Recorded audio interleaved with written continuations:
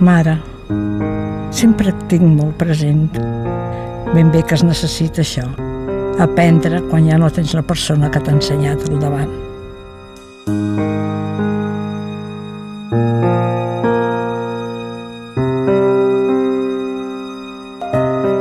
Li han fet de tot a la pobra Catalunya, que el pare tant ha somiat i ha escrit i ha lluitat i ha sofert. O la mare. Ara, la cosa, mare, si vostè estés aquí, ho veuria de molt diferent manera. No és realment l'èxit nostre, però està en camí, ho veig.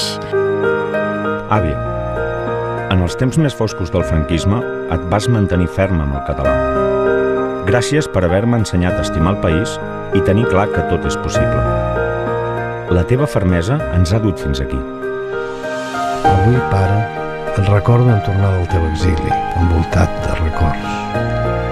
Potser massa records, però sempre mirant el futur.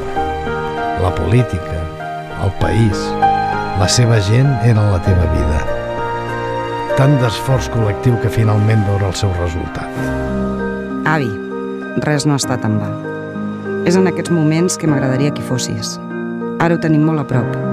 Nosaltres ho farem.